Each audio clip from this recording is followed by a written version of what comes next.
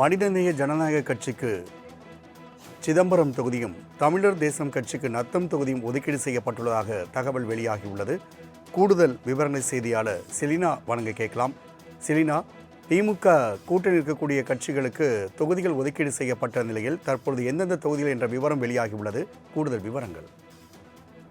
திமுக கூட்டணியில் வரக்கூடிய சட்டமன்ற தேர்தலில் எந்தெந்த கட்சிகளுக்கு எந்தெந்த தொகுதிகள் வழங்கப்பட இருக்கிறது என்பது தொடர்பாக தொகுதிகளை அடையாளம் கூடிய பேச்சுவார்த்தை என்பது கடந்த 3 நாட்களாக நடைபெற்று வருகிறது. இந்த நிலையில் திமுக கூட்டணியில் இருக்கக்கூடிய கட்சிகள் உதயசூரியன் சின்னத்தில் போட்டியிடக்கூடிய கட்சிகள், அதே போல ஒரு சில கட்சிகளின் பட்டியல் என்பது தற்பொழுது தகவலாக வெளியாகி இருக்கிறது. இந்த நிலையில்தான் மனிதநேய ஜனநாயக கட்சிக்கு திமுக கூட்டணியில் ஒரு இடம் என்பது ஒதுக்கப்பட்டிருக்கிறது. அதில் உதயசூரியன் சின்னத்தில் போட்டியிட இருக்கக்கூடிய நிலையில் சிதம்பரம் தொகுதி என்பது வழங்கப்பட இருப்பதாக தெரிவிக்கப்பட்டிருக்கிறது. அதே போல இந்தியன் யூனியன் முஸ்லீம் லீக் கட்சிக்கு பொறுத்தவரையிலும் அவர்களின் ஏணி சின்னத்தில் போட்டியிட இருப்பார்கள். அவர்களுக்கான 2 தொகுதி என்பது ஒதுக்கீடு செய்யப்பட்டிருக்கிறது.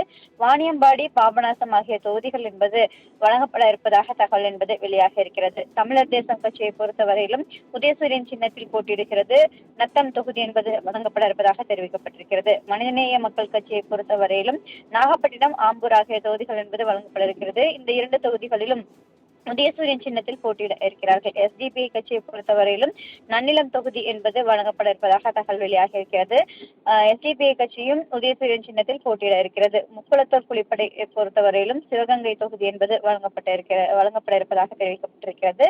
இவர்களும் உதயசூரியன் சின்னத்தில் தான் போட்டியிட இருக்கிறார்கள். மதிமுகவை பொறுத்தவரையிலும் 4 தொகுதி வழங்கப்பட்டிருக்கிறது. அதில் 3 தொகுதியில் உதயசூரியன் சின்னத்திலும், ஒரு தொகுதி தனி சின்னத்திலும் போட்டியிட இருக்கிறது. அதில் குறிப்பாக சீர்காழி தொகுதியை பொறுத்தவரையிலும் தனிச்சின்னத்திலும், கடையநல்லூர், மதுரை தெற்கு, அதே போல முடக்குறிச்சி ஆகிய தொகுதிகளை பொறுத்தவரையிலும் உதயசூரியன் சின்னத்தில் போட்டியிட இருப்பதாக தகவல் வெளியாக இருக்கிறது. கொங்குநாடு மக்கள் தேசிய கட்சியை பொறுத்தவரையிலும் 2 தொகுதிகள் வழங்கப்பட்டிருக்கிறது. திருச்செங்கோடு, பொள்ளாச்சி ஆகிய 2 தொகுதிகள் வழங்கப்பட இருப்பதாக தகவல் வெளியாக இருக்கிறது. இந்த 2 தொகுதிகளும் உதயசூரியன் சின்னத்தில் தான் கொங்குநாடு மக்கள் தேசிய கட்சி போட்டியிடுகிறது.